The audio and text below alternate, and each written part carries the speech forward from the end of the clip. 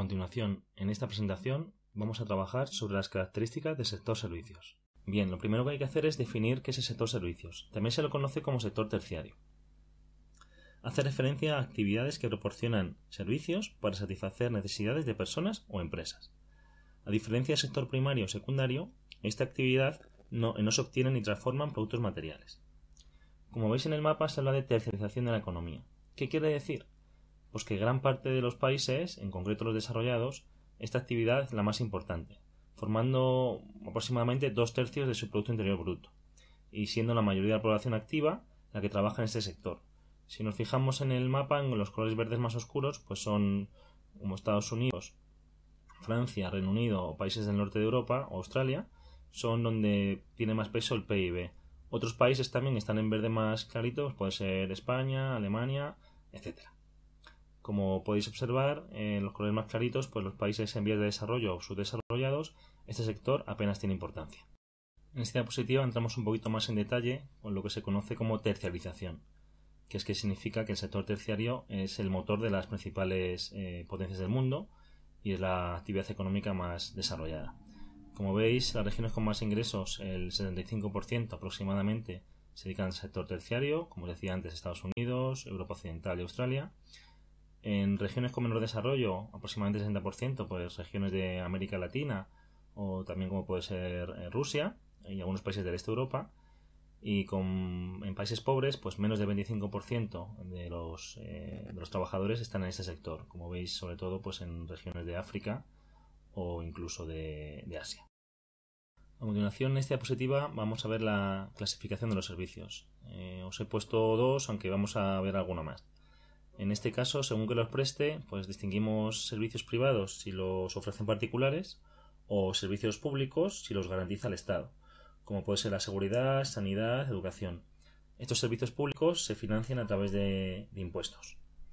Según su uso, pues a quien vayan destinados, pues podemos destacar servicios para empresas, se me ocurre pues labores de marketing o recursos humanos, servicios para el consumidor, como puede ser el comercio, servicios sociales, como puede ser medicina, sanidad, etcétera, o distribución, cuando hace referencia a transporte. También hay otra división de servicios que es según su grado de innovación, pues si son tradicionales o si son modernos. En esta diapositiva vamos a trabajar sobre la localización de los servicios. Lo primero que hay que decir es que por norma general se ubican en las zonas urbanas, ya que allí están los consumidores, las empresas y administraciones públicas. Y también por otro lado en zonas turísticas. Según actividades podemos diferenciar también pues diferentes lugares. En las actividades financieras, sobre todo las grandes metrópolis y distritos de negocios, como no puede ser de otra manera, ¿no? Donde se concentra el dinero. La administración pública y servicios sociales básicos pues están dispersos por el territorio, ya que el objetivo que tiene es llegar al máximo número de personas, y no solamente los del área urbana, por ejemplo. Comercio y servicios cerca de sus clientes, por lo cual también normalmente se van a localizar por cerca de las grandes ciudades o en las mismas grandes ciudades. El proceso de descentralización de este sector se caracteriza por externalizar ciertos servicios que se dan en otros países, como puede ser la atención telefónica para determinados servicios. En los países desarrollados se localizan normalmente la gran mayoría de los servicios, puesto que la población trabaja en este sector, el nivel de renta es más elevado y evidentemente la demanda de este tipo de actividades es mayor.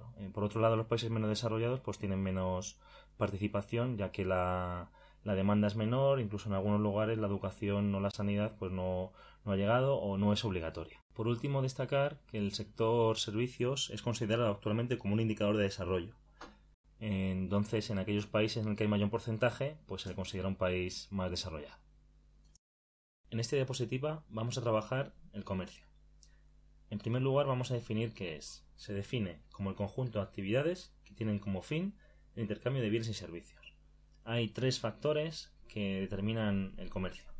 El primero de ellos es el desarrollo de transporte e infraestructuras, que va a permitir llevar los productos a las tiendas. El segundo es la densidad de población. A más población, más necesidades y por lo tanto más demanda. Y por último, nivel adquisitivo. Cuando las personas tienen más dinero, pues lo podrán gastar. En esta diapositiva vamos a profundizar sobre el comercio. Lo primero que tenemos que decir es qué es el comercio interior. Pues el comercio interior es aquel que se realiza dentro de las fronteras de de un país. En este aspecto vamos a destacar lo que es el productor, mayorista, minorista y consumidor. El productor es quien se dedica a elaborar un producto. El mayorista se lo compra al productor para luego a su vez poderse vender a los minoristas. Y el minorista es la tienda que va desde la tienda pequeña al supermercado, que pone a disposición de los clientes el producto. El siguiente aspecto es el comercio exterior, que es aquel que se realiza entre países. Destacamos dos conceptos: las importaciones, que son los bienes y servicios que un país compra al extranjero, y las exportaciones, son las ventas de bienes y servicios de un país a otro. En este comercio exterior vamos a destacar dos definiciones. La balanza comercial, que es la diferencia entre las exportaciones y las importaciones de un país, y la balanza de pagos, que incluye esta balanza comercial y también el intercambio de servicios y transacciones financieras. Por último, comentar que la OMC, que es la Organización Mundial del Comercio, es la que regula los acuerdos comerciales, fijando impuestos, aranceles, etc. Y para cerrar la diapositiva hablaremos del auge de las nuevas formas de comercio. En este caso vamos a destacar el comercio electrónico y como, poner un ejemplo de gran empresa que se mueve en España, pues sería Amazon. ¿Cuáles son los principales flujos comerciales? Pues serán principalmente entre la Unión Europea, América del Norte y los países del este de Asia, destacando China, Japón y la India. Los países desarrollados tienden a importar productos primarios y combustibles, especialmente petróleo, y exportan productos manufacturados y tecnología. Y los países en desarrollo importan manufacturas y tecnología y exportan productos agrícolas y combustibles. En esta diapositiva vamos a ver los espacios dedicados al comercio, los más importantes. El primero es el hipermercado, son unas grandes superficies comerciales con diferentes productos, alimentación, textil, etc. Y en el que está en régimen de autoservicio y se paga en una línea de cajas. He puesto aquí el ejemplo del Alcampo, el Carrefour. Luego están los centros comerciales, que son espacios amplios con numerosos comercios, con amplios aparcamientos y se suelen situar en las zonas exteriores de las ciudades. Y se ha puesto Plaza Norte. Y luego están los parques comerciales, que son superficies enormes donde se combinan mayoristas y minoristas y también hay un gran número de espacio para aparcar y se suelen situar en el extrarradio de las grandes ciudades. En esta diapositiva vamos a trabajar sobre el transporte, que se define como el traslado de personas y mercancías de un lugar a otro. Tienen diferentes funciones, como pueden ser la económica, la social y la política. Cuando hablamos de función económica, pues hacemos referencia a que permite el intercambio de productos y el desplazamiento de personas. Con esta actividad, el transporte, pues se desarrolla actividades como la industria, el comercio o el turismo. También facilita la deslocalización de determinados procesos productivos, principalmente en la industria. A nivel social, pues hace posible las relaciones humanas, el desarrollo del ocio, el conocimiento de otras culturas. Y a nivel político, pues une a los habitantes de un lugar, tiene un valor estratégico y vertebrador de un país. En esta imagen tenemos la evolución del transporte desde el principio de nuestros días hasta hoy. Entonces, lo que se conoce como la era preindustrial, pues el principal medio de transporte que no fuera a caminar era el caballo o el carruaje. En la primera revolución industrial, con el uso del carbón, se populariza el ferrocarril. En la segunda revolución industrial, pues se populariza el automóvil con el uso del petróleo. Y en la tercera, pues tenemos coches de alta gama, trenes de alta velocidad, aviones, etc. A continuación vamos a analizar los tipos de transporte. El primero de ellos es por carretera, destacando el uso del coche y del camión. Es el más empleado para el desplazamiento de personas y de los más utilizados para mercancías. Su ventaja es su flexibilidad y que se puede llegar a casi cualquier sitio. Y desventaja es los accidentes, el tráfico y la contaminación. El segundo tipo es el transporte por tren. En este sentido, pues traslada personas y mercancías de gran volumen y con rapidez, que esa es uno de sus puntos fuertes. La desventaja es que no llega a todos los sitios. No en todas las poblaciones tienen vías férreas, ni en todas las poblaciones hay tren de alta velocidad. El segundo es el marítimo. El 90% del comercio mundial de mercancías se hace por transporte naval. Es barato, pero como contrapartida es lento. Solo se realiza entre lugares con puerto y el problema que tiene también es que en ocasiones se produce contaminación o vertidos de petróleo al mar. Hay que decir que el transporte de pasajeros ha quedado casi reducido a cruceros destinados al ocio. El último que vamos a ver es el aéreo. El aéreo se destina sobre todo al traslado de larga distancia de mercancías y de pasajeros. La ventaja es la rapidez y también que en torno a los aeropuertos surgen otras actividades económicas como pues el comercio o los hoteles. Y el inconveniente sobre todo son el ruido, la emisión de gases de efecto invernadero y el elevado consumo de combustible. Cuando hablamos de transporte intermodal, significa que en determinados espacios se combinan varios tipos de transporte. Imaginaros una terminal donde hay tren, donde hay metro y donde no hay autobuses. Pues esa es la idea intermodal. Y luego quería destacar las nuevas formas de transporte. Tenéis en la foto un proyecto que se llama Hyperloop y que está en desarrollo y que veremos en próximos años si tiene éxito o no. A continuación, en esta imagen vamos a analizar los tipos de red de transporte. Diferenciamos 4. La A es la radial. Como veis hay un punto central del que salen vías de comunicación. Esta es la típica de España, Madrid capital, y van saliendo diferentes vías, aunque con el tiempo ha ido mejorando. La B cuadrangular, que trata de conectar muchos más puntos. La C es lineal, como veis solo hay una única línea de comunicación importante y el resto queda aislado. Y la anárquica, que combina un poco la radial, pero no termina de cerrarla, ni hay cuadrangular, ni hay lineal. Esta es propia de países sin ningún tipo de planificación. Para que una red de transporte sea óptima, pues tiene que ser en primer lugar densa, tiene que haber muchas vías de comunicación, tiene que estar bien conectada entre los diferentes puntos, en este caso las ciudades o pueblos, y tiene que ser de fácil acceso a todos los lugares. A continuación vamos a ir con la última actividad dentro del sector terciario, que es el turismo, que se define como el desplazamiento de personas fuera de su lugar de residencia habitual, por motivo de ocio, personal o profesional. Normalmente esta duración tiene que ser mayor de un día y menos de un año. A continuación vamos a ver las causas de la popularización del turismo. La primera de ellas es el aumento del nivel de vida de las personas. Cuando hay más nivel adquisitivo, pues es evidente que se lo gastan en ocio. Y en ese sentido el turismo se va a ver beneficiado de este aumento.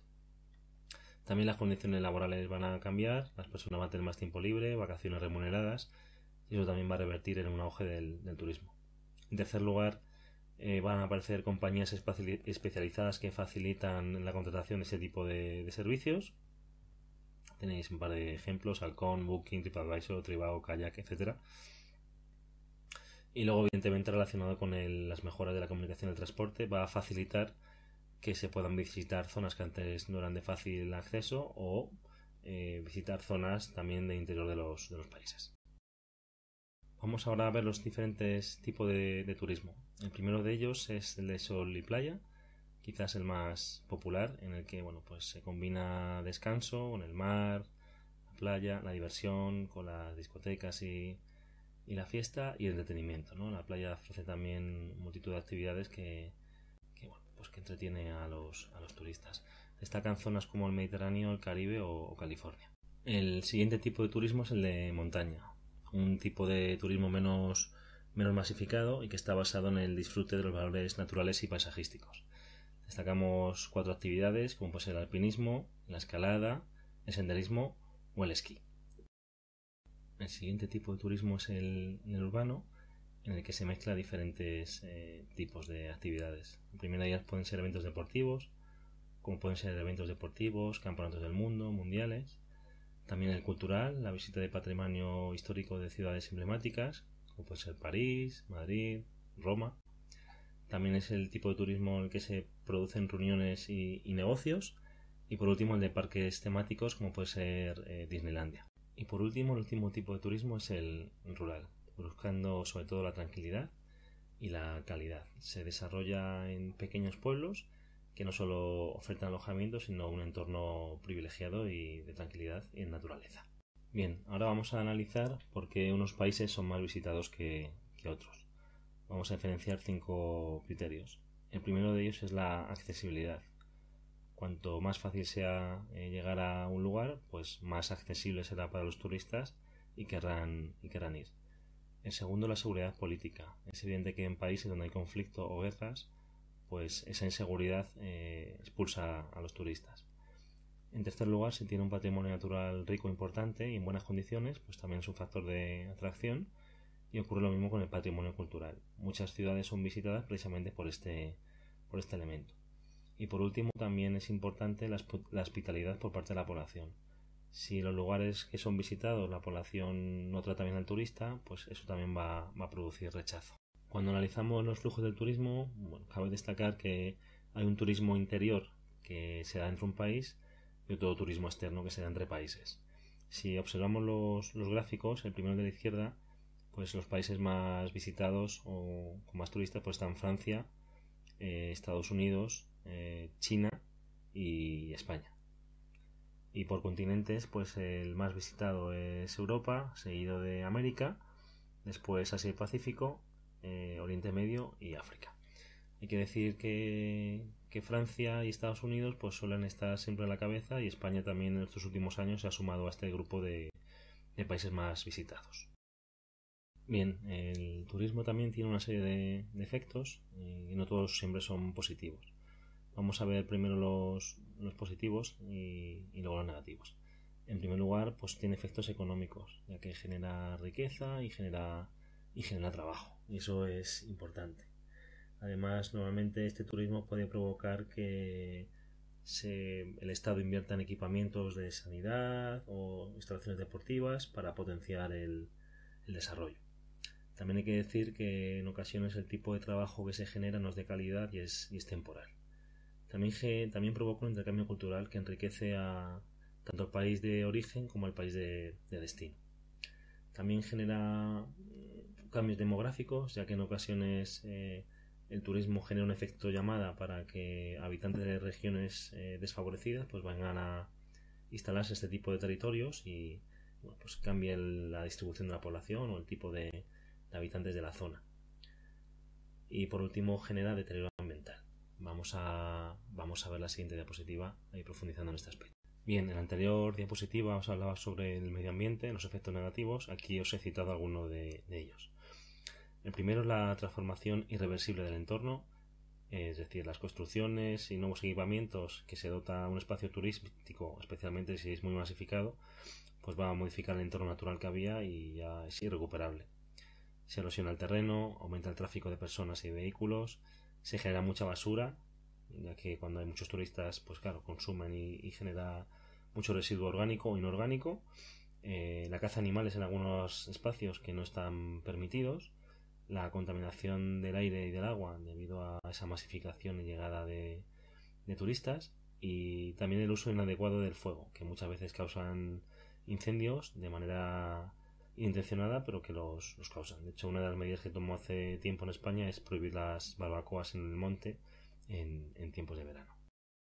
En base a lo comentado antes sobre el medio ambiente, surge el turismo sostenible, que tiene 3 pilares. El primero es conservar los recursos naturales de ese entorno, de ese espacio de turismo, recursos naturales o recursos históricos.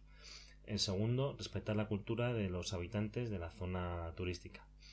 Y el tercero, y no menos importante, garantizar los ingresos a las comunidades anfitrionas y no a empresas extranjeras que invierten en hoteles, etc. Vamos a finalizar con lo que se conoce como otros servicios. El primero de ellos son los financieros, que son actividades y negocios que se dedican a gestionar el dinero, inversión, préstamo, ahorro. Hay que decir que en este intercambio financiero destacan los bancos y las cajas de ahorros. Otros intermediarios también son las compañías de seguros o los fondos de inversión. Todos estos servicios financieros están supervisados por organismos supervisores como puede ser el Banco de España. Otro tipo de servicios son los de información y comunicación. Destacamos de 2 tipos. Los interpersonales, que ponen en contacto una persona con otra, el teléfono o el correo, o los sociales o de comunicación, que tienen como misión informar al público, pues radio, internet, cine, televisión, etc. Internet tiene esta doble función, puede ser interpersonal o también de comunicación de información. Si nos fijamos en el gráfico que tenéis a la izquierda, a partir del año 2000 el número de móviles y de contrataciones de internet en los hogares pues ha ido creciendo de manera exponencial. El siguiente tipo de servicio que podemos ver es el servicio a las empresas, que vamos a diferenciar de 2 tipos. Los servicios de conocimiento, como puede ser asesoramiento fiscal, jurídico, marketing, diseño, etc. O servicios operativos, que también se llaman tradicionales, como puede ser la limpieza, la seguridad o la contabilidad. Todas estas actividades, estos servicios a las empresas, lo que tienen como misión es mejorar la competitividad. Y por último vamos a destacar los servicios personales. bueno, pues son los que se ofrecen directamente a una persona. Voy a poner varios ejemplos, como puede ser el servicio doméstico, la asistencia a la tercera edad, niñeras, mantenimiento y reparación, servicios como pueden ser abogados o arquitectos o decoradores, o se me ocurre también como peluquerías, floristerías, lavanderías, etcétera. Bien, pues espero que esta presentación nos resulte útil para entender el tema. Muchas gracias.